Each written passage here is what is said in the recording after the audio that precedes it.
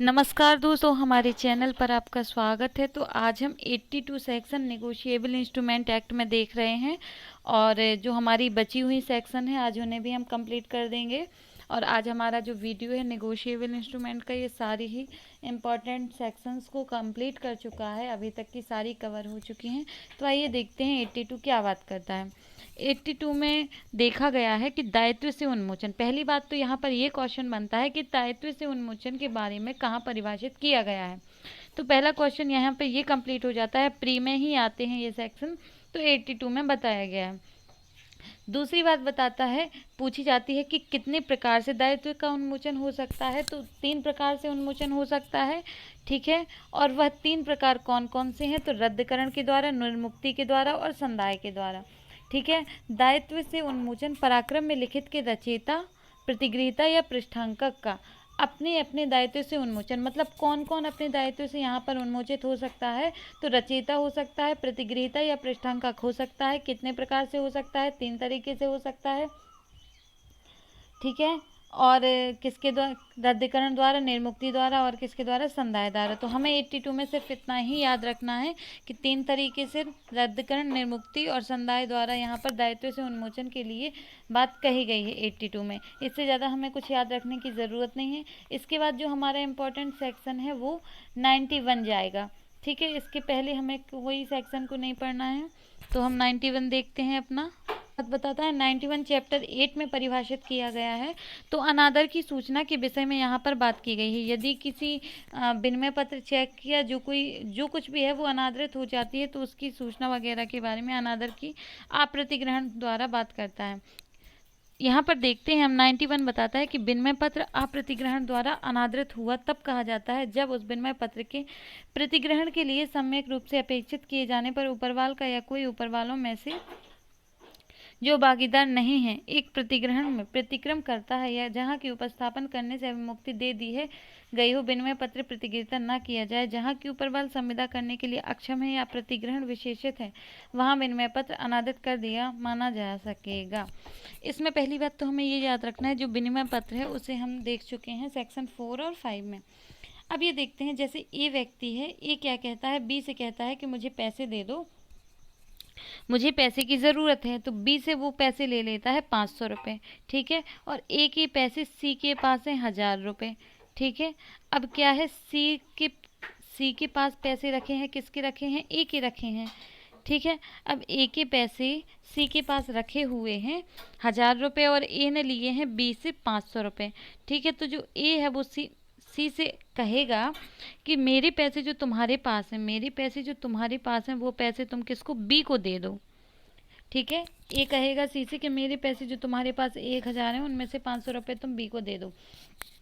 तो अप्रतिग्रहण द्वारा अनादरण, मतलब यहाँ पर प्रतिग्रहण किसे करना होगा? स्वीकार किसे करना होगा कि हाँ ठीक है मैं दे दूंगा। तो यहाँ पर लाइबिलिटी बनती है किसकी? सी की लाइबिलिटी बनती है कि वो क्या करे? प्रतिग्रहण को स्वीकार कर ले, ठीक है, कि मुझे पैसे देने हैं। अब ये क्या करता है कि जो सी है, सी पैसे नहीं देता, सी को स्वीकार करना था कि हाँ मैं पैसे दे दूंगा, क्योंकि सी के पास ए के पैसे थे और ए को बी के देने थे, ठीक है। अब जो ए है वो कह देता है सी से कि तुम्हें जो मेरे पैसे देने हैं वो बी को दे दो, और बी को बता देता है कि सी को मेरे पैसे देने हैं, इसलिए तुम सी से पैसे ले लेना। अब क्या करता है, बी पैसे लेने जाता है सी से, तो क्या कर देता है, जो सी है, सी यहाँ पर मना कर देता है कि मैं तुम्हें पैसे नहीं दूंगा। अब जब सी यहाँ पर मना कर देता है, तो जो क्या है, वो चेक है, वो क्या हो जाता है? अनादृत हो जाता है। तो अनादृत कब हुआ माना जाएगा? कि अप्रतिग्रहण द्वारा होता है। तो जिसे स्वीकार करना था, यहाँ पर सी को स्वीकार करना था कि मैं पैसे दे दूंगा, तो जिसे स्वीकार करना था, जिसके पास पैसे हैं, वो उसे स्वीकार करना था कि हाँ मैं तुम्हें पैसे दे दूंगा, परंतु वो स्वीकार नहीं करता है, किसी भी वजह से चेक अनादृत हो जाता है, विनिमय पत्र अनादृत हो जाता है। यहाँ पर विनिमय पत्र की बात कही गई है, तो विनिमय पत्र अनादृत हो जाता है। तो जिसे स्वीकार करना था वो यहाँ पर स्वीकार नहीं करता है, तो अनादृत हो जाता है विनिमय पत्र। तो कहा जाता है कि अप्रतिग्रहण द्वारा, मतलब स्वीकार नहीं करने की वजह से यहाँ पर विनिमय पत्र क्या हो गया है? अनादृत हो गया है, ठीक है, बाउंस हो गया है। अब यहाँ पर एक और लाइन बताई गई है कि जहाँ की ऊपरवाल संविदा करने के लिए अक्षम है। अब ऊपरवाल के कौन है? जिसे स्वीकार करना था, उसी के बारे में बात की गई है कि जो ऊपरवाल है, जिसे स्वीकार करना था कि हाँ मैं पैसे दे दूंगा, वो अक्षम है, ठीक है, या विशेष प्रकार से जो प्रतिग्रहण है विशेष प्रकार से करना है, वहाँ विनिमय पत्र अनादृत कर दिया गया माना जाएगा। मतलब जहाँ ऊपर वाले उसे संविदा करने के लिए अक्षम है, ठीक है, तो उन्हें अप्रतिग्रहण करने की आवश्यकता नहीं है कि वो स्वीकार करें या ना करें, उससे कोई फर्क नहीं पड़ता। जहाँ पर जैसे स्वीकार करना है वो ही अक्षम है या विशेष प्रकार की कोई बात है, ठीक है, प्रतिग्रहण विशेष प्रकार से करना है तो माना जाएगा कि वह अप्रतिग्रहण द्वारा क्या हो गया है, विनिमय पत्र अनादृत कर दिया गया माना जाएगा। विनिमय पत्र जो है वो अनादृत कर दिया गया माना जाएगा। फिर से देखते हैं 91 ये बताता है कि अप्रतिग्रहण द्वारा अनादरण कब होता है कि जिस व्यक्ति को किसी के पैसे देने थे और वो स्वीकार करने से मना कर देता है कि मुझे आपके पैसे नहीं देना, या फिर स्वीकार भी कर लेता है तो पैसे नहीं देता। मतलब सीधी बात यह है कि वो पैसे ही नहीं देता, स्वीकार नहीं करता कि मुझे आपके पैसे देने हैं। जब वो स्वीकार नहीं करता तो क्या करता है, स्वीकार करना होता है मतलब प्रतिग्रहण करना, ठीक है, एक्सेप्ट करना। अब जब वह स्वीकार नहीं कर रहा तो क्या कर रहा, अप्रतिग्रहण कर रहा है। तो अप्रतिग्रहण द्वारा यदि उसने स्वीकार नहीं किया कि मैं आपको पैसे दे दूंगा, जिसे पैसे भी देने थे, और फिर भी वो स्वीकार नहीं करता है, तो अप्रतिग्रहण द्वारा जो विनिमय पत्र है वो यहाँ पर बाउंस हो जाता है। और कोई व्यक्ति है जो अक्षम है या विशेष प्रकार से उसे क्या करना है, अक्षम है, जिसे स्वीकार करना है, प्रतिग्रहण वाला व्यक्ति अक्षम है या विशेष प्रकार से उसे प्रतिग्रहण करना है, तो माना जाएगा कि चेक जो है वो अनादृत हो गई है। अब हम 92 की बात करें कि असंदाय द्वारा अनादृत कैसे होता है। अभी हमने अप्रतिग्रहण द्वारा देखा, अब हम असंदाय। हम जानते हैं कि 2 प्रकार से ही जो चेक वगैरह है वो बाउंस होते हैं, ठीक है। तो 91 में हमने अप्रतिग्रहण द्वारा देख लिया। अब 92 देख रहे हैं कि असंदाय द्वारा, पैसे नहीं, असंदाय मतलब जो पैसे जो मनी है वो नहीं दी जाती है, मतलब जो संदाय है वो पैसे का संदाय नहीं किया तो क्या हो गया, असंदाय हो गया। तो असंदाय द्वारा अनादृत कैसे होता है, तो वचन पत्र, विनिमय पत्र या चेक असंदाय द्वारा अनादृत हुआ तब कहा जाता है, ठीक है। यहाँ पर तीनों की बात की गई है कि वचन पत्र है, विनिमय पत्र है या चेक है, असंदाय द्वारा अनादृत हुआ तब कहा जाता है जबकि ऊपरवाल वचन पत्र का रचयिता, विनिमय पत्र का प्रतिग्रहीता या चेक का ऊपरवाल उसको संदाय करने के लिए सम्यक रूप से अपेक्षित किए जाने पर संदाय में व्यतिक्रम करता है। देखो यहाँ पर पहली बात तो हम ये देखते हैं, वचन पत्र की बात की गई है तो वचन पत्र में रचयिता की बात की गई है, विनिमय पत्र में प्रतिग्रहीता की बात की गई है, और ऊपरवाल की बात की गई है। चेक विनिमय पत्र में, एक मिनट, चेक विनिमय पत्र में ऊपरवाल की बात की गई है और वचन पत्र में किसकी बात की गई है, रचयिता की बात की गई है। तो असंदाय द्वारा अनादृत कब समझा जाएगा। अब जैसे हम वचन पत्र की बात करें तो ए जो है, ए को पैसे की ज़रूरत थी, ए ने बी से कहा मुझे पैसे दे दो, बी कहता है मैं तुम्हें पैसे दे दूंगा परंतु इसकी क्या गारंटी है कि तुम मुझे पैसा वापस कर दोगे। तो ए कहता है कि मैं आपको वचन लिख के देता हूँ जिसमें मैं अपने साइन वगैरह नाम सब लिख दूंगा और ये भी बता दूंगा मुझे आपके पैसे देना है, क्योंकि पर्टिकुलर व्यक्ति के लिए ही वचन पत्र लिखा जाता है, हमने सेक्शन 4 में देखा। तो ये है कि वो कहता है कि मैं वचन लिख देता हूँ कि मुझे आपके पैसे देना है, तो ये एक प्रतिभूति के तौर पर काम करेगा, ठीक है, इस आधार पर आप मुझसे पैसे वसूल सकते हैं। तो बी तैयार हो जाता है, ठीक है, कि मैं तुम्हें 500 रुपये दिए दे रहा, तुम मुझे एक वचन पत्र लिख के दे दो। तो ए ने यहाँ पर वचन पत्र लिखा तो ए कौन हो गया, यहाँ पर रचयिता हो गया, ठीक है। अब जो ए है, ए ने वचन पत्र लिख के दे दिया, अब उसको बी को पैसे की ज़रूरत, वो कहता मुझे पैसे दे दो। तो क्या करता है कि जो चेक है वचन पत्र में क्या करता है, वचन पत्र में जो रचयिता है मतलब ए है वो पैसा नहीं देता, ठीक है। तो उसने वचन पत्र दे दिया, अब वो पैसा नहीं दे रहा, तो क्या है कि पैसा नहीं देने पर क्या हो गया, पैसा दे देता तो मतलब संदाय हो गया है, ठीक है, जो पैसे लिए थे उसका संदाय हो गया है। अब वो पैसे नहीं दे रहा तो असंदाय द्वारा क्या हो गया, यहाँ पर बाउंस हो गया है, ठीक है, अनादृत हो गया है, ठीक है। अब यहाँ पर वचन पत्र हो गया। अब विनिमय पत्र और चेक। विनिमय पत्र में क्या होता है कि जैसे ए व्यक्ति है, विनिमय पत्र हमने देख लिया है, अभी फिर से देखते हैं। ए व्यक्ति है, ए ने बी से 500 रुपये लिए थे, वही ऊपर वाला हम यहाँ पर उदाहरण लेते हैं, और ए के पैसे सी के पास 1000 रुपये थे, ठीक है। तो अब वो आज्ञा किसको देगा, यहाँ पर वो सी से कहता है कि मेरे पैसे जो तुम्हारे पास हैं वो बी को दे दो क्योंकि मुझे बी के पैसे देने हैं, ठीक है। तो वो क्या है कि अब जो सी है, सी को यहाँ पर प्रतिग्रहण करना था कि हाँ मैं पैसे दे दूंगा, परंतु जो सी है वो पैसे देने को इनकार कर देता है, प्रतिग्रहण नहीं करता, स्वीकार नहीं करता। तो यहाँ पर क्या हो जाएगा कि जो चेक वगैरह है वो क्या हो जाएगी, अनादृत हो जाएगी। पैसे नहीं मिले तो चेक अनादृत हो जाती है, ठीक है। अब इसी में अगर हम चेक की बात कर लें, यहाँ पर विनिमय पत्र अनादृत हो गया, यही कंडीशन है, विनिमय पत्र अनादृत हो गया। अब जो विनिमय पत्र क्या था कि विनिमय पत्र बनाया था और सी से कहा था कि तुम इसे स्वीकार कर लो कि तुम्हें मेरे जो पैसे हैं देने हैं और तुम इसको पैसे बी को दे दो मुझे जिसके पैसे देने हैं, परंतु वो स्वीकार नहीं करता, तो यहाँ पर विनिमय पत्र आप अनादृत हो गया। अब तीसरी बात यहाँ पर चेक की आती है कि चेक अनादृत, तो चेक में भी यही होता है कि जैसे अपन लोग जाते हैं बैंक के पास और चेक लेके जाते हैं कि इससे मुझे पैसा दे दीजिए, तो जो बैंक वाला रहता है ये आप हैं, ये आप हम लोग हैं। इसी में आप समझिए, इसमें भी 3 पक्षकार हैं। जैसे ये कोई व्यक्ति है जो बैंक के पास गया है कि मुझे पैसे दे दो, ठीक है। अब बैंक कौन है? सी के पास गया है कि मुझे पैसे दे दो इस चेक से। जो चेक किसने दिया है? बी ने दिया है। बी के द्वारा कोई क्या है कि यहाँ पर ये सोचते हैं कि जो बी है, बी ने कोई ऋण लिया था, ठीक है। अब बी ने अगर कोई ऋण लिया था, ये हम तीसरी कंडीशन देख रहे हैं चेक, चलो फिर से देखते हैं, इसको अच्छे से समझ में आएगा। जैसे ए है, ठीक है, ए क्या करता है कि बी के पास जाता है कि मुझे पैसे दे दो, ठीक है। अब ए को बी पैसा दे देता है, ए को क्या कर दिया है? बी ने पैसा दे दिया है। कितना दिया है? 500 रुपये दिया है।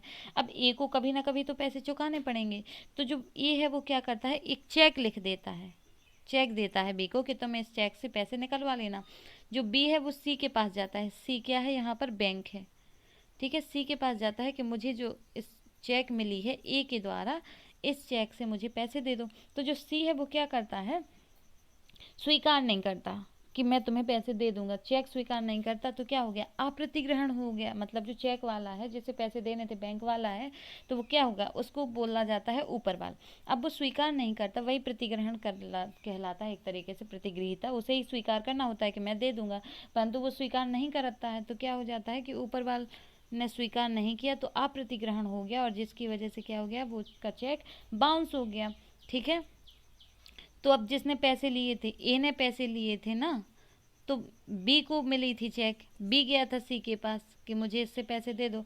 अब यहाँ पे जो क्या हो गई है, जो चेक है वो अनादृत हो गई है। तो ए ने अगर पैसा नहीं दिया है, प्रतिग्रहण नहीं किया है, इसने सी ने प्रतिग्रहण नहीं किया है, तो माना जाएगा कि असंदाय द्वारा यहाँ पर पैसा नहीं मिला है, इसलिए यहाँ पर क्या हो गया है? जो चेक है वो बाउंस हो गया है। तो असंदाय द्वारा अनादरण देख लिया। वचन पत्र में जिसे पैसे देने थे, 2 पक्षकार होते हैं, जिसे पैसे देने थे वो क्या करता है? पैसे नहीं देता। विनिमय पत्र में जिसे स्वीकार करना है कि मैं दे दूंगा, जिसके पास पैसे होते हैं, वो पैसा नहीं देता, तो वो कहलाता है प्रतिग्रहीता।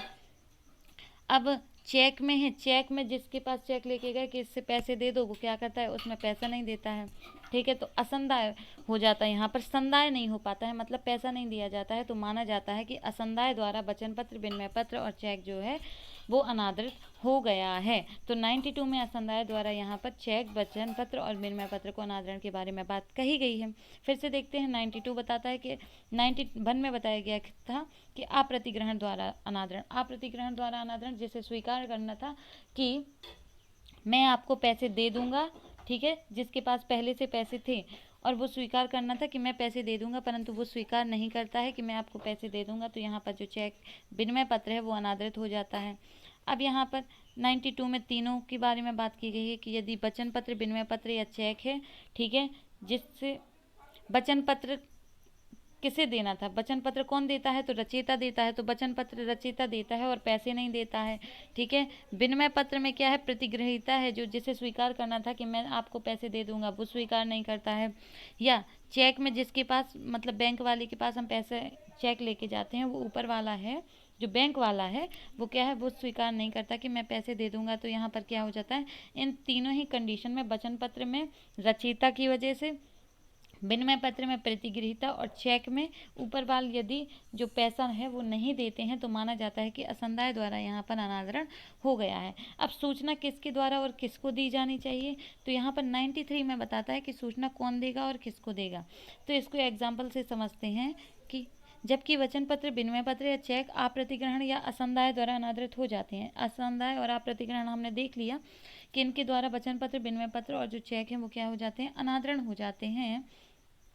तब उसके धारक को या उसके किसी पक्षकार को जो उस पर दायी बना रहता है, उन सब अन्य पक्षकारों को जिन्हें की धारक पर अलग अलग दायी बनाना चाहते हैं और उन कई पक्षकारों में से किसी एक को जिन्हें कि वह उस पर संयुक्त दायी बनाना चाहता है यह सूचना देगा कि लिखित ऐसे अनादृत कर दी गई है। ठीक है, इसमें ये बात बताई गई है कि जैसे ऐसे समझते हैं, जैसे ए व्यक्ति है, ठीक है, ध्यान से सुनिएगा। ए ने क्या किया है, बी को वचन पत्र, विनिमय पत्र या चेक दिया है। ठीक है, अपने ऋण से मुक्ति के लिए ही दिया होगा। कोई ऋण लिया था, ए ने बी से लिया था, या सुनिएगा, लिया किससे, बी से लिया, तो उसके लिए क्या है, बी, ए ने बी को चेक, विनिमय पत्र या वचन पत्र दिया कि मैं आपको पैसे दे दूंगा। बी ने किससे लिया, सी से लिया पैसा, तो जिससे पैसा लिया उसी को चेक दी जाएगी। ए ने बी से पैसा लिया था तो बी को चेक दी, बी ने सी से पैसा लिया था तो सी को चेक दी, सी ने डी से पैसा लिया था तो डी को चेक दी।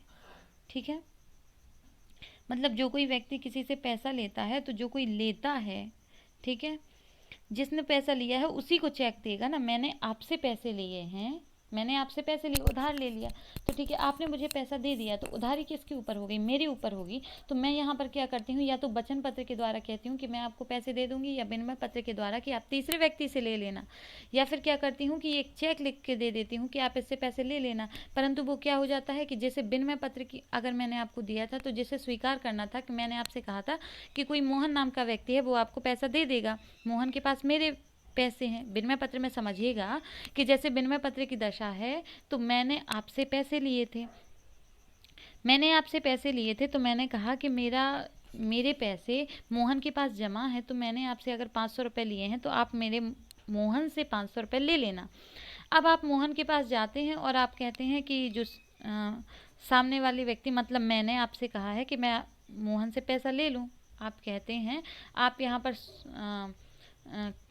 सोहम है, समझ लीजिए सोहम है, तो सोहम क्या करता है, सोहम मोहन के पास जाता है कि मुझे जिसके पैसे तुम्हें देना है, मेरा नाम यहाँ पर करण है समझिए, तो आप कहेंगे कि करण ने कहा है कि मोहन से पैसा ले लो, तो आप मोहन के पास जाते हैं, पर मोहन क्या कर देता है, मना कर देता है कि मैं आपको पैसा नहीं दूंगा। तो यहाँ पर अप्रतिग्रहण द्वारा अनादरण हो गया है, ये हमने 91 में देखा। ठीक है, अब असंदाय द्वारा अनादरण क्या हो गया है कि वचन पत्र है, तो अब वचन पत्र की कंडीशन में देखिए कि मैंने आपसे पैसे लिए, विनिमय पत्र हो गया यहाँ पर। अब वचन पत्र ये है कि मैंने आपसे पैसे लिए, तो मैंने आपको वचन पत्र लिखा था कि मैं आपके पैसा लौटा दूंगी। ठीक है, अब यहाँ पर मैंने आपको लिखा लेटर, तो लेटर तो आपके पास है, परंतु मैंने आपको पैसा नहीं दिया, तो यहाँ पर मैंने आपको पैसा नहीं दिया, तो क्या हो गया, असंदाय द्वारा यहाँ पर अनादरण हो गया। ठीक है, चेक हो गया, अब अनादरण हो गया यहाँ पर। अब यहाँ पर वचन पत्र जो है वो अनादरण हो गया, विनिमय पत्र है वो भी अनादरण हो गया। ठीक है, अब चेक है, अगर मैंने आपसे पैसे लिए थे और मैंने अपनी ऋण की चुकती के लिए आपको चेक दिया था, कोई ना कोई ऋण या दायित्व से उन्मुक्ति के लिए ही मैं आपको चेक दूंगी या विनिमय पत्र या वचन पत्र दूंगी ना, क्योंकि मुझे उससे मुक्ति लेना है। तो मैंने आपको अगर चेक लिख के दिया, ठीक है, अब चेक लिख के दिया मैंने आपको कि आप बैंक से निकलवा लेना, बैंक पास गए, बैंक वाले एक्सेप्ट नहीं करता है और पैसा नहीं देता है, तो अनादरित हो गया। तो इन तीनों ही कंडीशन में अगर वचन पत्र, विनिमय पत्र या चेक के द्वारा जो है चीज़, वचन पत्र, विनिमय पत्र और जो चेक है वो अनादरित हो जाता है असंदाय द्वारा या अप्रतिग्रहण के द्वारा, तो क्या होगा कि यहाँ पर अगर हम चेक का ही लेके चल रहे हैं, एग्जाम्पल लेके चल रहे हैं कि ए ने बी को चेक दिया था, बी से पैसे लिए होंगे तो बी को चेक दिया, बी ने सी को चेक दिया और सी ने डी से चेक दिया, क्योंकि किसी दायित्व से इन्हें उन्मुक्त होना था। अब जैसे ही डी के पास जो चेक आता है उसको पैसे नहीं मिलते हैं, वो बैंक के पास जाता है, उसे पैसे नहीं मिलते हैं, तो यहाँ पर यही बताया गया है कि जो डी है, अब डी को यदि पैसे चाहिए थे, इसलिए उसने, डी ने पैसे दिए थे सी को, तभी तो सी ने डी को चेक दिया था। अब जो डी है, डी जब चेक प्राप्त करता है और बैंक के पास जाता है, उसे पैसा नहीं मिलता है, तो वो क्या करेगा, सूचना देगा। सूचना देने के लिए किसको जिम्मेदार है कि वो सी को सूचना दे। अगर वो पैसा लेना चाहता है, जो पैसा उसे सी से लेना था और उसे नहीं मिला है, तो उसकी सूचना देगा। ऐसा तो नहीं है कि वो सूचना ना दे, और अगर सूचना नहीं देता है तो माना जाएगा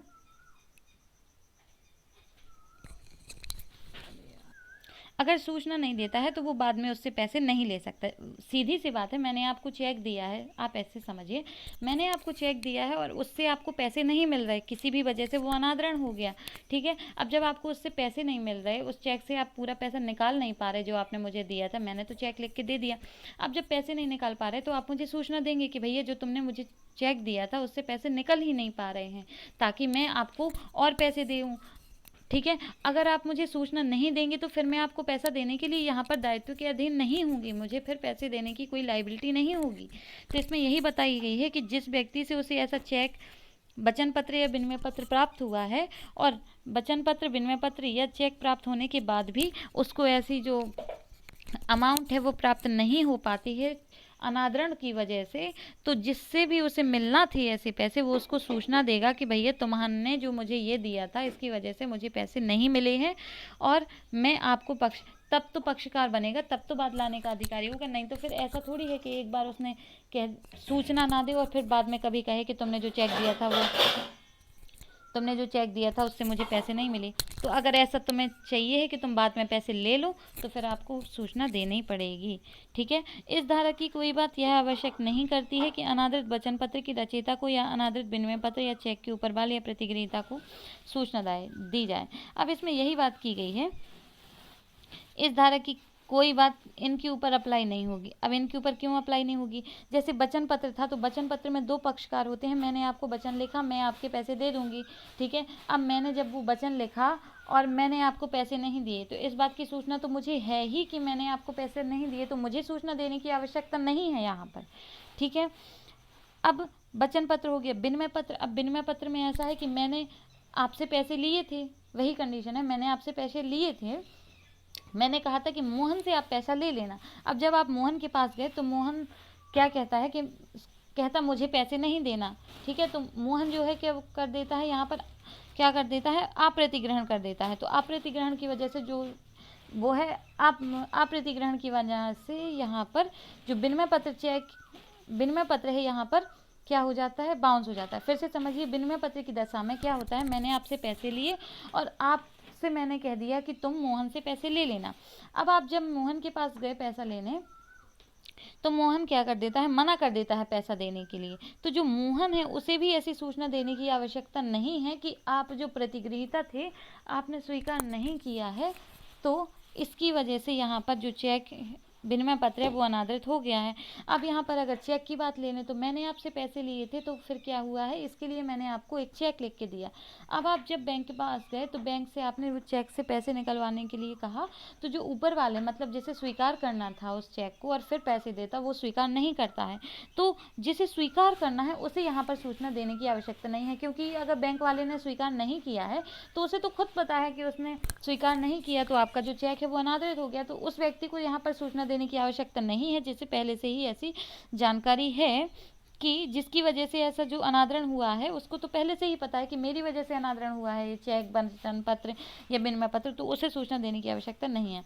फिर से बात बताई गई है कि 93 बताता है कि यदि 91 और 92 के तहत यदि वचन पत्र, विनिमय पत्र या जो चेक है वो क्या हो जाता है, अनादृत हो जाता है, तो अनादृत की सूचना उस व्यक्ति को देनी होगी जिस व्यक्ति से आपको ऐसा कोई फायदा, प्रॉफिट मिलने वाला था, और जिस व्यक्ति ने ऐसी अनादरण किया है उन्हें ऐसी सूचना देने की आवश्यकता नहीं है। इस वाले पैरा को समझेंगे तो ए से बी को पैसे मिलने थे, बी से सी को पैसे मिलने थे, सी से डी को पैसे मिलने थे, ठीक है। ए ने बी को चेक वगैरह दिया था, बी ने सी को, सी ने डी को दिया था। अब ये जो डी है, डी को पैसा प्राप्त नहीं होता है, तो डी को यहाँ पर किसको, सी को सूचना देने की आवश्यकता है कि आपने जो मुझे चेक दिया था उससे मुझे पैसा प्राप्त नहीं हुआ है। जो भी वचन पत्र है या विनिमय पत्र है या चेक है वो बताएगा कि आपने मुझे ये जो चीज़ दी है इसके द्वारा मुझे पैसा प्राप्त नहीं हुआ है, क्योंकि अगर इससे पैसा प्राप्त नहीं हुआ तो वो बाद में इससे पैसा तो ले सके, क्योंकि अगर वो सूचना नहीं देगा तो उसे बाद में पैसा लेने का कोई अधिकार नहीं होगा। जिसको वो पक्षकार बनाना चाहता है, दायी बताना चाहता है कि इनकी वजह से मुझे पैसे नहीं मिला है, तो उन सारे लोगों को यहाँ पर सूचना देनी होगी।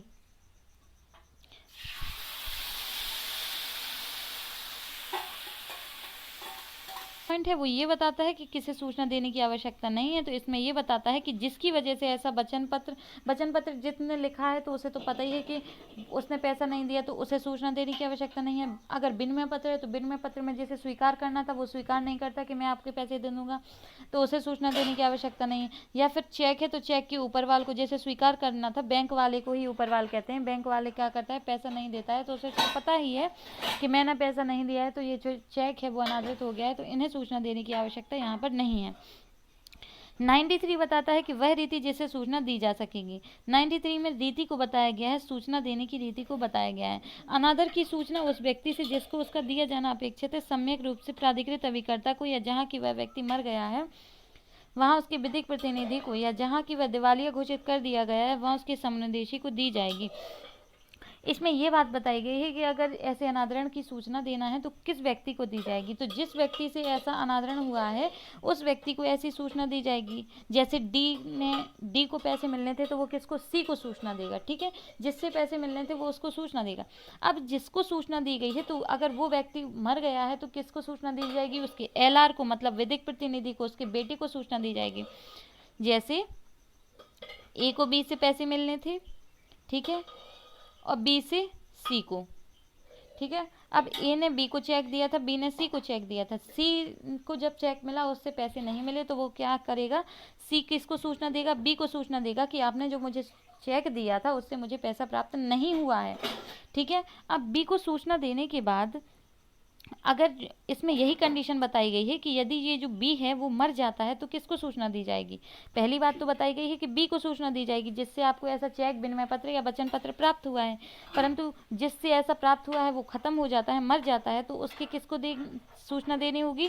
तो फिर बताता है कि एलआर को देनी होगी, पहले नंबर पे उस व्यक्ति को देनी होगी। अगर वो व्यक्ति मर जाता है तो उसके एलआर मतलब उसके बेटे को देनी होगी, विधिक प्रतिनिधि को देनी होगी, जिसका उस संपत्ति पर किसी न किसी प्रकार से हित रहता है, ठीक है, तो उसके बेटे को ही ऐसी सूचना देनी होगी, उसके बेटे का अधिकार होता है। अब क्या होती है, तीसरी बात यहाँ पर बताई गई है कि यदि ये जो बी है मर गया है तो उसके एलआर को दोगी। यदि जो बी है वो क्या हो गया है, दिवालिया हो गया है, तो दिवालिया हो गया है तो उसके समुनिदेशी को, उसका जो समुनिदेशी है उसको सूचना दी जाएगी, ठीक है। तो यहाँ पर 3 कंडीशन बताई गई हैं कि पहली बात तो जिससे ऐसा अनादृत हुआ है तो उस व्यक्ति को ऐसी सूचना दी जाएगी, ठीक है, जिससे ऐसी चीज़ कोई प्राप्त हुई है और फिर उस चीज़ का अनादरण हुआ है तो उस व्यक्ति को सूचना दी जाएगी। वो यदि मर जाता है तो उसके एलआर को सूचना दी जाएगी, और यदि वह दिवालिया हो जाता है तो उसकी किसको, विधिक प्रतिनिधि को ऐसी सूचना दी जाएगी कि तुमने जो मुझे वचन पत्र, विनिमय पत्र या जो चेक दिया था, विनिमय पत्र, चेक वगैरह जो भी दिया था वो क्या हो गया है, अनादृत हो गया है। वो सूचना वो इन व्यक्तियों को देगा। अब यहाँ पर यहाँ तक की बात हो गई है कि दिवालिया हो जाता है, दिवालिया घोषित हो जाता है तो उसके समुपदेशी को दी जा सकेगी। वह मौखिक या लिखित हो सकेगी। अनादर की सूचना एक बार पढ़ लेते हैं तो आपको भी जल्दी अच्छे से समझ में आ जाए। अनादर की सूचना उस व्यक्ति को जिसका उसका दिया जाना अपेक्षित है। अपेक्षित किससे था, जिससे मिला था, तो उस व्यक्ति को दी जाएगी। सम्यक रूप से प्राधिकृत अभिकर्ता को, या जहाँ की वह व्यक्ति मर गया है, ठीक है, उसको दी जा सकेगी, या उसके अभिकर्ता को, उसने कोई प्राधिकृत अभिकर्ता किया है तो उस अभिकर्ता को भी दी जा सकती है। जहाँ उसका, उस व्यक्ति को दी जा सकेगी जिससे ऐसी चीज़ प्राप्त हुई है, अगर वो उसके अभिकर्ता को भी दी जा सकती है सूचना, ठीक है। अब दूसरी बात बताता है, यदि वह मर गया है तो उसके विधिक प्रतिनिधि को दी जाएगी, यदि वो दिवालिया हो गया है तो उसके समुपदेशी को दी जाएगी। अब सूचना कैसे दी जाएगी इस बारे में बात की गई है। तो सूचना या तो मौखिक हो सकती है या लिखित हो सकती है, ठीक है, यहाँ पर लिखा हुआ है वह मौखिक या लिखित हो सकेगी। जो सूचना है मौखिक या लिखित हो सकेगी। यदि वह लिखित है तो डाक द्वारा भेजी जा सकेगी। इसमें एक और बात कही गई है कि जो सूचना है वो लिखित भी हो सकती है, मौखिक भी हो सकती है। अब अगर लिखित सूचना दी जाती है तो वो कैसे होगी, डाक द्वारा भेजी जाएगी, उसका कोई प्रारूप नहीं होगा। सूचना में कोई प्रारूप की आवश्यकता नहीं है। इसमें एक और बात बताई गई है, जिस पक्षकार को दी जाए उसको या उसके अभिव्यक्त शब्दों को या युक्तियुक्त अर्थान्वयन से, अर्थान्वयन मतलब जिस भी व्यक्ति को ऐसी सूचना दी जाए तो उसमें ऐसा समझ में आना चाहिए कि ये अनादरण की सूचना प्राप्त हुई है। लिखित अनादृत हो गई है और किस प्रकार अनादृत हो गई है ये भी बताना पड़ेगा, और वह उस दायी ठहराया जाएगा वह अनादरण के पश्चात युक्तियुक्त समय के भीतर उस पक्षकार की जिसके की वह आश्रित है कारोबार के स्थान में उसके निवास स्थान पर देनी होगी। इसमें सीधी सी बात हमें कुछ ज़्यादा याद नहीं रखना है। पहली बात तो इसमें ये बताई गई है कि जो सूचना है वो किसको दी जाएगी, तो ये हमने 93 में देख लिया है कि उसके प्रीवियस पहले वाले व्यक्तियों को दी जाएगी जहाँ से उसे ऐसा सामान मतलब वचन पत्र, विनिमय पत्र या चेक प्राप्त हुआ है। ठीक है, अब इसमें ये बात बताई गई है कि जो 94 है, 94 ये बताता है कि जो रीति है वो किस रीति से दी जाएगी। तो जिस भी व्यक्ति से उसे प्राप्त हुआ है, अगर डी है तो डी सी को सूचना देगा, सी के अभिकर्ता को भी सूचना दे सकता है। ठीक है, मतलब उस व्यक्ति को सूचना दी सकती है जहाँ से वो प्राप्त हुआ है, या उसके अभिकर्ता को भी सूचना दी जा सकती है, या यदि वह खत्म मर गया है तो उसके विधिक प्रतिनिधि एलआर को सूचना दी जाएगी, और यदि वो दिवालिया हो गया है तो उसके किसको सूचना दी जाएगी, समुनिदेशी को सूचना दी जाएगी। यहाँ तक तो हमने ये देख लिया कि इन 4 व्यक्तियों को सूचना दी जाएगी। पहला उसी व्यक्ति को, मेन पर्सन को, दूसरा उसके अभिकर्ता को भी दी जा सकती है, तीसरी कंडीशन है कि अगर वह व्यक्ति मर गया है तो उसके एलआर को भी दी जा सकती है, और यदि वह व्यक्ति दिवालिया हो गया है तो उसके समुनिदेशी को दी जाएगी। 4 कंडीशन हमारी यहाँ कंप्लीट हो गई। अब जो सूचना है वो कैसे दी जाएगी, तो यहाँ पर दूसरी बात बताता है कि मौखिक हो सकेगी सूचना या लिखित हो सकेगी। अब इसमें ये बताता है कि यदि लिखित होती है सूचना, अगर लिखित होती है तो कैसी होगी, डाक के द्वारा भेजी जाएगी। ठीक है, और डाक के द्वारा भेजी जाएगी तो उसका कोई प्रारूप नहीं होगा, मतलब एक निश्चित फॉर्मेट नहीं होगा कि आपको ऐसा लिखना है, यहाँ पर साइन करना है, यहाँ पर ये, यहाँ पर वो, मतलब ऐसा कोई प्रारूप नहीं होगा। सूचना में बस आपको जो भी आपने लिखा है उस शब्द को, उस आशय को प्रकट होना चाहिए कि आपने वो सूचना क्यों लिखी है। तो इसमें यही बताई गई है कि युक्त अर्थान्वयन से यह जानकारी देगी कि लिखित अनादृत हो गई। मतलब जो आप सूचना देंगे तो लिखित में देंगे तो डाक के द्वारा देंगे, उसका कोई निश्चित प्रारूप नहीं होगा, और निश्चित प्रारूप नहीं होगा तो आप जो भी लिखेंगे उससे समझ में आना चाहिए, ऐसे शब्दों में लिखा होना चाहिए कि वो समझ में आ जाए कि जो चेक जो सूचना दी गई है वो अनादरण की सूचना दी गई है, कि आपने जो चेक दिया था, विनिमय पत्र, वचन पत्र, वो क्या हो गया है, यहाँ पर अनादरण हो गया है। ठीक है, उसमें ये भी बात बताई जाएगी कि आप उसके लिए लाइबल हो सकते हैं। मतलब इसमें ये था कि लाइबल कैसे हो सकते हैं, उसमें ये भी बात बताई जाएगी कि आपने अगर इसका पैसा, सूचना मेरा देने का मतलब ये है कि मुझे जो पैसा मिलना था वो मुझे पैसा नहीं मिला है, तो अगर आप मुझे पैसा नहीं मिलने देंगे तो क्या हो, आप यहाँ पर लाइबल हो सकते हैं, दायी हो सकते हैं, मतलब आपको पक्षकार बनाया जा सकता है, फिर कोर्ट के थ्रू आपसे पैसे निकलवाए जा सकते हैं। तो इसमें यही बात बताई गई है कि जैसे हमने अभी पहले देखा है कि ए बी को चेक देता है, बी सी को चेक देता है, सी डी को चेक देता है, सी को पैसा नहीं मिलता है तो सी क्या करेगा, सी डी को पैसा नहीं मिलता है तो सी के पास जाएगा, सी को सूचना देगा। अब जो सी है, सी के अभिकर्ता को भी दे सकता है, सी यदि मर गया है तो उसके विधिक प्रतिनिधि को दे सकता है। अब ये अगर क्या हो गया है, दिवालिया हो गया है तो इसके किसको, समुनिदेशी को भी दी जा सकती है। सूचना मौखिक हो सकती है या लिखित भी हो सकती है। मौखिक होगी तो स्पष्ट शब्दों में होनी चाहिए, लिखित होगी तो कैसे होगी, डाक द्वारा भेजी जाएगी। अब डाक द्वारा भेजी जाएगी तो उसका कोई निश्चित प्रारूप नहीं होगा, और वो ऐसी लिखी होनी चाहिए कि आपका समझ में आए आशय कि जो चेक है वो अनादरण हो गया है। उसमें ये भी बात बताई जानी चाहिए, अगर इन लोगों को सूचना दी जाती है कि उसमें ये भी बात बताई जाएगी कि आप जो मुझे जो आपसे मुझे चेक, वचन पत्र या विनिमय पत्र वगैरह जो मिलना था वो नहीं मिला है, उस अनादरण की सूचना मैं आपको दे रहा हूँ। अगर आप मुझे पैसा नहीं चुकाएंगे तो आप इसके लिए क्या है, पक्षकार बनाए जा सकते हैं, आप यहाँ पर दायित्व के अधीन होंगे, क्योंकि फिर कोर्ट के थ्रू यहाँ पर पैसे निकलवाए जा सकते हैं। तो जिस भी व्यक्ति को ऐसी सूचना दी जाएगी तो उसमें ये सब बताया जाएगा कि आप पक्षकार बनाए जा सकते हैं। ठीक है, इसमें यही बात की गई है कि वह दायी ठहराया जाएगा। ये भी उस सूचना में लिखित होना चाहिए, ये भी होना चाहिए कि जो चेक वगैरह है, जो भी चीज़ था वो अनादरण हो गया है तो अनादरण की सूचना स्पष्ट होगी, और उसमें ये भी बताएगा कि आप उसमें दायी ठहराए जा सकते हैं। वह अनादर के पश्चात युक्त समय के भीतर उस पक्षकार के जिसके लिए वह आश्रित है कारोबार के स्थान में। अब जो वो सूचना है वो कब दी जाएगी, तो यहाँ पर कोई समय नहीं बताया गया है कि इतने दिन के अंतर्गत दी जाएगी, परंतु ये बताया गया है कि युक्त समय होना चाहिए सूचना देने के लिए। जैसे ही अनादृत हो जाता है तो सूचना देने के लिए युक्त समय होना चाहिए, मतलब उचित टाइम के अंतर्गत सूचना दी जानी चाहिए। और ठीक है, यहाँ पर ये बात बताई गई कि अब जो सूचना है वो कहाँ पर दी जाएगी, तो जहाँ पर ऐसा व्यक्ति काम करता है, व्यापार करता है, उस स्थान पर दी जा सकेगी, या फिर कहाँ दी जा सकेगी, या फिर जहाँ पर वह निवास करता है वहाँ पर दी जा सकेगी। ठीक है, फिर से देखते हैं 94 बताता है कि जो सूचना है वो किस रीति से दी जा सकेगी। तो उस व्यक्ति को जिससे आपको ऐसा चेक या विनिमय पत्र वगैरह मिलना था वो प्राप्त हुआ और उससे आपको पैसा नहीं मिला है, वो क्या हो गया है, अनादृत हो गया है। तो उसकी सूचना जिससे आपको मिला है उस व्यक्ति को दोगे। अगर वो व्यक्ति, उसके अभिकर्ता को भी दे सकते हो उस व्यक्ति के केस को। यदि वो व्यक्ति मर गया है तो उसके विधिक प्रतिनिधि को दे सकते हो। यदि वो व्यक्ति दिवालिया हो गया है तो उसके समुनिदेशी को दे सकते हो। ठीक है। अब ऐसी सूचना मौखिक या लिखित हो सकती है। लिखित होगी तो डाक के द्वारा दी जाएगी, उसका कोई प्रारूप नहीं होगा, उसका कोई प्रारूप नहीं होगा। और क्या बात बताई गई है कि जो भी आप भेजेंगे तो उसमें आप जो लिखेंगे तो उसमें स्पष्ट शब्दों में पता चलना चाहिए कि यहाँ पर जो सूचना प्राप्त हुई है जिस भी व्यक्ति को मिले कि अनादरण की सूचना हुई है। उसमें ये भी बात बताया जाएगा कि अगर मुझे पैसे प्राप्त नहीं हुए तो आप उसमें पक्षकार बनाए जा सकते हैं। ठीक है, ठीक है, आपसे पैसे निकलवाए जा सकते हैं क्योंकि आप उनके एलआर वगैरह हैं। ठीक है, अब उसमें पक्षकार बनाए जा सकते हैं, ये भी बात बताई जाएगी। और जो सूचना है वो कितने समय के अंतर्गत दी जाएगी तो उसमें ये बताया जाएगा कि युक्त समय के अंतर्गत ऐसी सूचना भेजी जाएगी। युक्त समय क्या होगा, ये कोर्ट डिसाइड करता है, हर मामले की तथ्य और परिस्थिति से अलग होता है।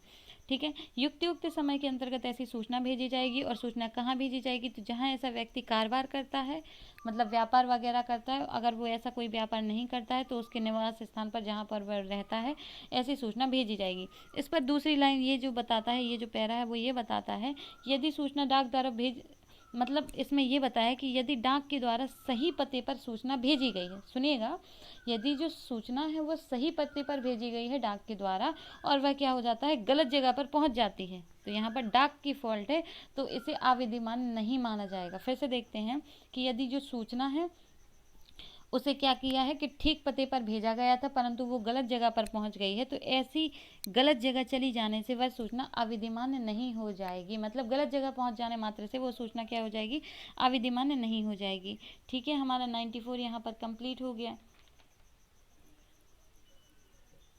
अब हम 98 देखते हैं। तो 98 बताता है कि अनादर की सूचना कब आवश्यक नहीं है, मतलब जो अनादरित हो गया है उसकी सूचना कब देना आवश्यक नहीं है उसके बारे में 98 बताता है। तो हमें इसकी हेडिंग ही याद रखना है और मेनली हम ये बात याद रख लें कि जैसे ही अगर कोई व्यक्ति मना कर देता है या उसे पता चल जाता है, कुछ ऐसे ही कारण होंगे, जैसे मैंने आपसे पैसे लिए, ठीक है, अब मैंने आपसे पैसे लिए थे तो मैंने आपको क्या दिया, चेक दिया, अब वो क्या हो गया, अनादरित हो गया। अब अनादरित हो गया तो क्या है कि कब सूचना देना आवश्यक नहीं है, तो यदि मुझे पता चल गया, आपने मुझसे बता दिया या फिर कोई और कारण से मुझे पता चल गया या कोई ऐसी वजह हो गई जिस वजह से मुझे पता चल गया कि भैया अनादरित हो गया है, तो यहाँ पर सूचना देने की आवश्यकता नहीं है। मतलब कोई कॉमन चीज़ होनी चाहिए, अपन लोग दिमाग लगाएं तो जनरल चीज़ ऐसी हो जिस वजह से सामने वाले को पता चल जाता है, या फिर मैं खुद ही मना कर दूं कि भैया सूचना देने की आवश्यकता नहीं है, मुझे पता चल गया है, तो क्या होगा कि यहाँ पर फिर सूचना देने की आवश्यकता नहीं है। यहाँ पर कुछ पॉइंट बताए गए हैं, आप उन्हें एक एक बार देख लीजिएगा और यदि लगता है तो फिर मैं उन्हें भी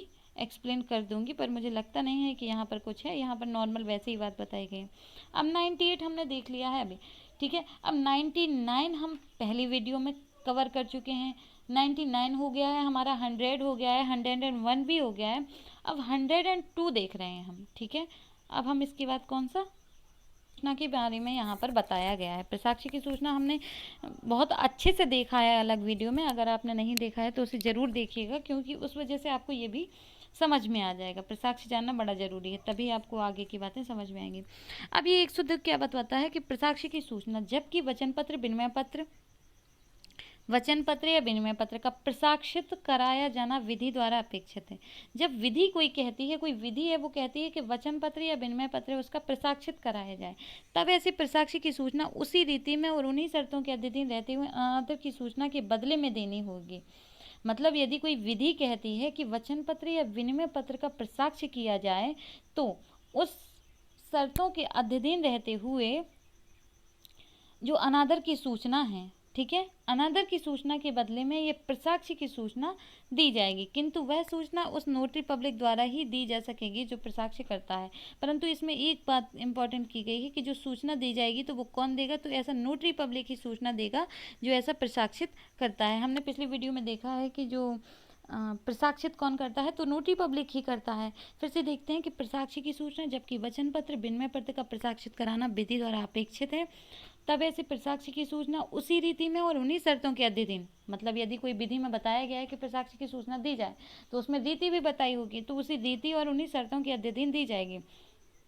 और सूचना, जो प्रसाक्षी की सूचना दी जाएगी वो किसके बदले देनी होगी, तो अनादर की सूचना के बदले देनी होगी। ठीक है। दूसरी बात, यदि कोई विधि बताती है कि वचन पत्र विनिमय पत्र में प्रसाक्षी की सूचना दी जाए तो उसी विधि के अनुसार ही वह ऐसी सूचना दी जाएगी और ऐसी सूचना अनादर की सूचना के बदले में दी जाएगी। किंतु जो सूचना देगा तो किंतु वह सूचना उस नोटरी पब्लिक द्वारा ही दी जाएगी। इसमें ये बात बस इम्पोर्टेंट रखना है कि जो सूचना है प्रसाक्षी की सूचना वो 102 के तहत कौन देगा, तो नोटरी पब्लिक द्वारा दी जा सकेगी जो प्रसाक्ष करता है। ठीक है। मतलब जो नोटरी पब्लिक है वो भी यहाँ पर प्रसाक्षी की सूचना उसके द्वारा दी जा सकेगी, है कि नहीं। ठीक है। तो मतलब उसके द्वारा नोटरी पब्लिक के द्वारा भी यहाँ पर प्रसाक्षी की सूचना दी जा सकती है।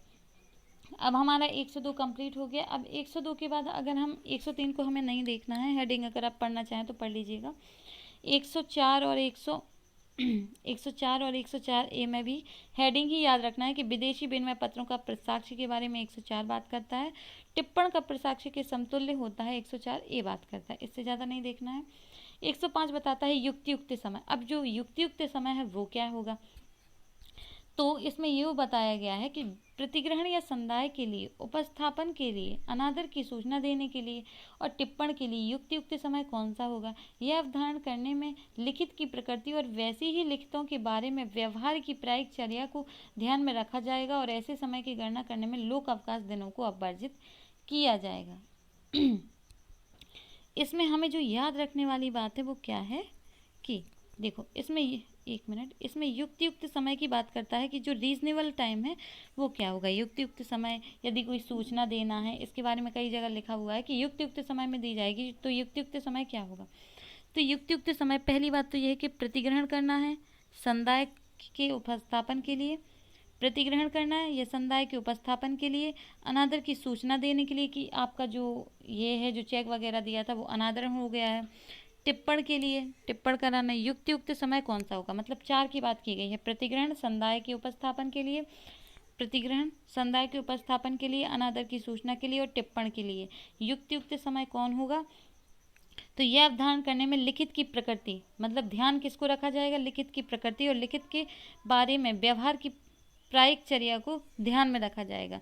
मतलब प्रतिग्रहण संदाय के लिए उपस्थापन, अनादर की सूचना और टिप्पण के लिए युक्तियुक्त समय देखना है तो लिखित की प्रकृति को ध्यान में रखा जाएगा कि जो लिखित है उसकी प्रकृति कैसी है और उसको व्यवहार को ध्यान में रखा जाएगा। और ऐसे समय में अपवर्जन किसको किया जाए, तो लोक अवकाश के दिनों को अपवर्जित किया जाएगा। हमें जो याद रखने वाली बात है वो ये है कि अपवर्जन, लोक अवकाश के दिनों को यहाँ पर अपवर्जन की बात बताई गई है। तो आई होप आपको समझ में आ रहा होगा कि युक्तियुक्त समय में यहाँ पर 4 बात बताई गई है कि यदि किसी को प्रतिग्रहण करना है, संदाय के लिए, उपस्थापन के लिए सूचना है या अनादर की सूचना है या टिप्पण के लिए युक्तियुक्त समय कौन सा होगा, तो उसकी प्रकृति को ध्यान में रखा जाएगा और लोक अवकाश के दिनों को यहाँ पर अपवर्जित कर दिया जाएगा।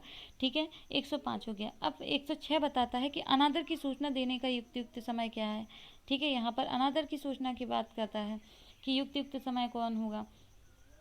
तो अब यदि धारक और वह पक्षकार जिसे अनादर की सूचना दी जाती है, धारक, एक मिनट, यदि धारक और वह पक्षकार जिसे अनादर की सूचना दी जाती है यथास्थिति विभिन्न स्थानों में कारोबार करते हैं या रहते हैं, ऐसी सूचना अगली डाक से या अनादर के दिन के पश्चात अगले दिन भेज दी जाएगी तो वह युक्तियुक्त समय के अंतर्गत आएगी। इसमें ये बात बताई गई, यहाँ पर 2 प्रकार की बातें बताई गई हैं। 106 2 प्रकार की बात करता है कि जिसे सूचना देना है। ठीक है। ए है, ए को क्या करना है, ऐसी अनादर की सूचना देना है जिसका वचन पत्र विनिमय वगैरह क्या हो गया, अनादरण हो गया, तो ए को सूचना देना है। अब ए को सूचना देना है बी को, तो ये दोनों कहाँ रहते हैं, अलग अलग जगह रहते हैं। ए रहता है सतना में, बी रहता है मुंबई में, अलग अलग जगह रहते हैं।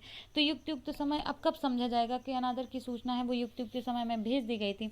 तो जो ए है, अगर ए को सूचना भेजनी है तो अगले दिन, जिस दिन अनादर हुआ है, जैसे 2 तारीख को, 2 मई को अनादरण हुआ है, 2 मई को अनादरण हुआ है तो 3 मई को, ठीक है, 3 मई को क्या करेगा, जो ए है वो डाक के द्वारा अनादरण की सूचना भेज देगा। मतलब जिस भी दिन ऐसे अनादरण की सूचना उसे प्राप्त होती है, तो जैसे ही उसे अनादरण का पता चलता है वह उसके अगले दिन ही वो क्या करेगा, डाक के द्वारा ऐसी जो सूचना है वो भेज दी जाएगी। यहाँ पर यही बात की गई है। ठीक है, युक्त समय तभी माना जाएगा जब वो अगले दिन ही डाक से या अनादरण के दिन के पश्चात अगले दिन से भेज दी गई हो, तब वह युक्त समय के अंतर्गत आती है। दूसरी बात यहाँ पर बताई गई है कि यदि उक्त पक्षकार एक ही स्थान में कारोबार करते हों या करते हों, तो ऐसी सूचना इतने समय में भेज दी गई हो कि वह अनादर के दिन के पश्चात अगले दिन अपने गंतव्य स्थान पर पहुँच जाए, तो वह युक्त समय के अंतर्गत की गई समझी जाएगी। यहाँ पर मैंने बताया आपको 2 बात है। अनादर की सूचना सही टाइम पर मतलब युक्त समय पर पहुंच गई है, ये कब माना जाएगा, तो जिसे सूचना देना है, ए को सूचना देना है, बी को सूचना, ए देगा सूचना बी को। अब ए मैंने बताया सतना में रहता है, बी रहता है मुंबई में। अब ये दोनों अगर अलग अलग जगह रहते हैं, तो जो ए है वो सूचना कब देगा, जैसे ही उसे पता चला है कि जो लिखित है वो अनादरित हो चुकी है, तो 20 तारीख को उसे पता चला है, तो 21 तारीख को वो ऐसी जो डाक के द्वारा वो पोस्ट कर देगा मुंबई के लिए, वो 21 तारीख को पोस्ट कर देगा, तो माना जाएगा कि उसने उचित समय के अंतर्गत अनादरण की सूचना भेज दी है। अब यदि ए और बी क्या है, सतना में ही रहते हैं, मतलब एक स्थान पर रहते हैं, यहाँ पर भिन्न स्थान पर रह रहे थे, तो अगले दिन वो डाक के द्वारा ऐसी जो सूचना है वो पोस्ट कर देता है, तो माना जाएगा कि उचित समय के अंतर्गत उसने पोस्ट कर दी है।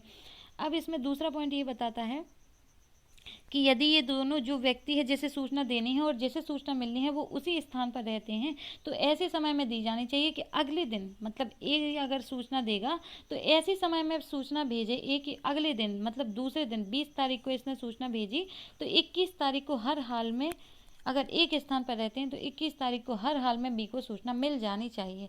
फिर से देखते हैं, 106 बताता है कि 2 प्रकार की यहाँ पर अनादरण की सूचना बताती है कि अनादरण की सूचना अगर देनी है, तो यदि ए और बी मतलब जिसे सूचना देनी है और जो कोई को सूचना मिलनी है वो दोनों अलग अलग स्थान पर रहते हैं, तो जिसे सूचना देनी है मतलब ए यहाँ पर सूचना भेजेगा, तो अगले दिन वो डाक के माध्यम से सूचना को पोस्ट कर देगा, तो माना जाएगा यहाँ पर सूचना चली गई है।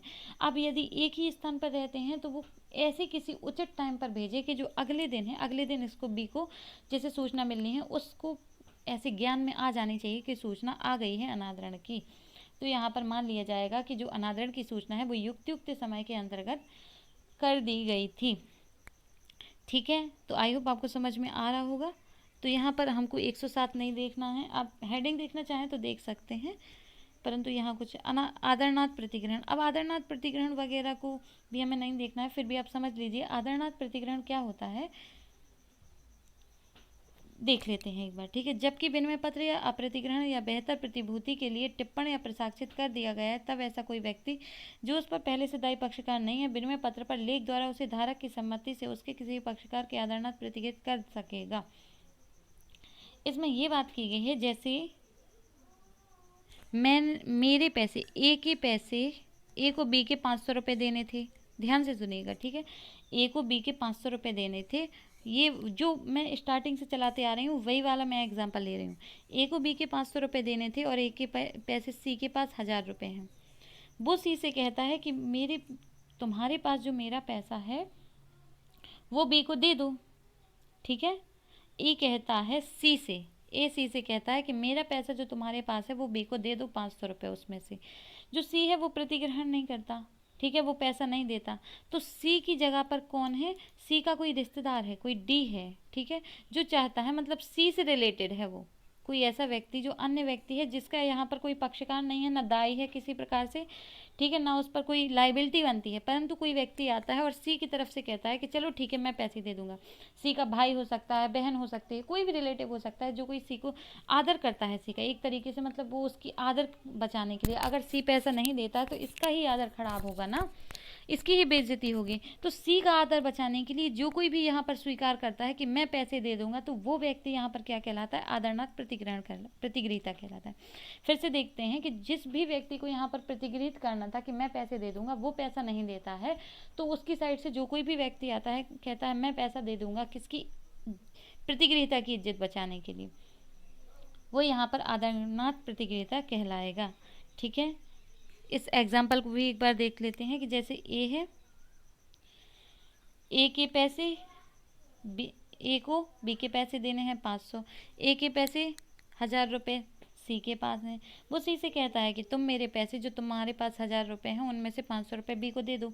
सी है वो प्रतिगृहित स्वीकार नहीं करता है कि मैं पैसे दे दूंगा। तो सी के साइड से कोई ऐसा व्यक्ति आता है जो सोचता है कि सी की है वो इमेज खराब ना है, और वो सी के साइड से प्रतिगृहित स्वीकार कर लेता है और सी के साइड से पैसा दे देता है। तो जो कोई भी ऐसा व्यक्ति आता है वो यहाँ पर आदरणार्थ प्रतिगृहिता कहलाता है। ठीक है, समझ गए आदरणार्थ प्रतिगृहिता क्या होता है? हमें बस इतना ही याद रखना है। आदरणार्थ प्रतिगृहिता के बारे में यहाँ पर बात की गई है। 108 हो गया है। ठीक है, अब इसके बाद अगर हम देखें तो इसके बाद हमारा कोई भी सेक्शन ज़्यादा इम्पोर्टेंट नहीं होता है। इसके बाद हम 118 पे आते हैं। ठीक है, ये सारे सेक्शन अगर आप हेडिंग पढ़ना चाहें तो पढ़ लीजिएगा, इतने इम्पोर्टेंट नहीं होते हैं, ये सारे प्री में ही आते हैं, तो हमें ये वाले बीच के सारे सेक्शन छोड़ने हैं। हम ये 118 हम पढ़ चुके हैं। ठीक है, 119 भी हम पढ़ चुके हैं। ठीक है, 120, 21, 22 हमें पढ़ना नहीं है। अब हम आज 123 देखेंगे। 123 क्या होता है, 124 क्या होता है। ठीक है, 123 में बताया गया साधारणार्थ क्रॉस किया हुआ चेक। ठीक है, यहाँ की चेक पर उसके मुख्य भाग पर चेक है, 1 मिनट। ठीक है, कोई चेक है, उसके मुख्य भाग का, ये स्टार्टिंग का भाग है। ठीक है, मुख्य भाग को काटती हुई दो समांतर आड़ी रेखाएं, काटती हुई दो समांतर आड़ी रेखाएं ऐसी कटी हुई हैं। रेखाओं के बीच और कंपनी शब्द या उसका कोई संक्षेपाक्षर या केवल दो समांतर आड़ी रेखाएं पराक्रम में नहीं है, शब्दों के सहित या बिना पढ़ा दिए गए हैं, वहाँ ऐसा बढ़ाना क्रॉस करना समझा जाएगा और वह चेक साधारणतः क्रॉस किया हुआ समझा जाएगा। अगर कोई चेक है उसको 2 लाइनें खींच दी गई हैं। ठीक है, यदि किसी चेक में 2 लाइनें खींच दी गई हैं तो माना जाएगा कि वो साधारण क्रॉस किया हुआ चेक है। 123 में साधारण क्रॉस किया हुआ चेक के बारे में बात करता है, 124 में विशेष क्रॉस के बारे में चेक करता है, के बारे में बात करता है। 123 में बताता है कि ऐसे 2 समांतर रेखाएं यदि खिंच जाती हैं तो ये समझा जाएगा कि वो क्या है, साधारण कोई चेक है। ठीक है, साधारण क्रॉस चेक है। ये जो चेक होता है ये केवल बैंक में ही पैसा जाएगा, इसका जो पैसा होता है वो बैंक में ही जाएगा, किसी भी बैंक में जा सकता है परंतु बैंक में ही जाएगा, इसमें ये बता दिया जाता है। अब जो 124 है वो ये बताता है कि जो इसका पैसा है वो किसी विशेष बैंक में जाएगा। अगर बता दिया है कि SBI में जाएगा तो SBI में ही जाएगा और कहीं नहीं जा सकता। यहाँ पर क्या है, कहीं पर भी चला जाता है। ठीक है, तो यहाँ पर कहीं पर भी चला जाता है, और यहाँ पर क्या है, स्पेशल किसी के लिए बता दिया गया है तो विशेषता क्रॉस मतलब क्रॉस कर दिया है और बताया है कि इस जगह पर जाएगा, तो यहाँ पर विशेष क्रॉस किया हुआ चेक है। पढ़ते हैं एक बार, जहाँ की चेक पर उसके मुख्य भाग को काटते हुए बैंकर का नाम परक्रम में नहीं है, शब्दों के सहित या बिना बढ़ा दिया गया, वहाँ ऐसा बढ़ाए क्रॉस करना समझा जाएगा और यह समझा जाएगा कि वह चेक विशेष क्रॉस किया हुआ है, उस बैंकर के पक्ष में क्रॉस किया गया है। इसमें यह है कि उसकी देखो क्रॉस तो यहाँ भी किया गया था, यहाँ भी किया गया था, परंतु इसमें क्या है कि इसके मुख्य भाग पर यह भी लिख दिया गया है कि ये किस बैंक को जाएगा। तो जहाँ पर यदि SBI, ICCI मतलब कोई भी ऐसे कैनरा बैंक कुछ भी लिख दिया है, ठीक है, IBC मान SBI मान लेते हैं, तो यदि SBI वगैरह लिख दिया है, क्रॉस कर दिया है और SBI लिख दिया है, मतलब किसी बैंक का नाम जोड़ दिया गया है, तो वो विशेषता क्रॉस किया हुआ चेक समझा जाएगा। और जहाँ पर किसी बैंक का नाम नहीं लिखा गया है वो बस बैंक में ही जाता है, बैंक में जाता है परंतु किसी पर्टिकुलर बैंक में नहीं जाता है, यहाँ पर बैंक में जाता है और पर्टिकुलर बैंक में जाता है, तो विशेषता क्रॉस किया हुआ चेक में और साधारण क्रॉस किया हुआ चेक में यही फ़र्क है कि विशेषता क्रॉस किया हुआ चेक में विशिष्ट बैंक का नाम लिखा होता है कि इस बैंक में ही ये जो चेक है वो जाएगा, और यहाँ पर कोई विशिष्ट बैंक नहीं होता है, बस ये बताया जाता है कि यहाँ केवल ये बैंक में जाएगा। तो ठीक है, हम दोनों इन दोनों में हमने फ़र्क समझ लिया कि ये किसी भी बैंक में जा सकता है और ये किसी विशेष बैंक में जाता है। ठीक है, तो हमारी साधारण क्रॉस किया हुआ चेक और विशेष क्रॉस किया हुआ चेक हमने देख लिया है। हमारे इसमें इतना ही देखना है और कुछ ज़्यादा खास जानने की आवश्यकता नहीं है यहाँ पर। ठीक है, और इसके आगे हम 138 जो है वो भी पढ़ चुके हैं, 139 जो है वो भी हम पढ़ चुके हैं, और 40 भी पढ़ चुके हैं, 41 भी पढ़ चुके हैं। ठीक है, 42 भी हमारा हो ही गया है। ठीक है, 42A भी हो गया है, 43 भी हो गया है, और 43A भी हमने कर लिया है, कंप्लीट हो गया है, 44 भी हो गया है। ठीक है, मैं आपको सेक्शन बता रही हूँ कौन कौन सा हो गया है। और 45 हो गया है, 46 हो गया है, ठीक है, 47 भी हो गया है, 48 हो गया है। तो मतलब हमारी जो सारी सेक्शन है इसके आगे के जो हमारे सारे सेक्शंस हैं वो कंप्लीट हो चुके हैं। तो आज हमारा नेगोशिएबल एक्ट जो है वो कंप्लीट हो गया है। तो आई होप आपको समझ में आया होगा। यदि आपको वीडियो अच्छा लगता है तो आप सपोर्ट कर सकते हैं, यदि कोई कमी लगती है तो बता सकते हैं। और तब तक के लिए, जब तक न्यू वीडियो नहीं आता है, तब तक आप सुरक्षित रहिए, घर पर रहिए, ख्याल रखिए अपना। और चलती हूँ, बाय बाय, थैंक यू।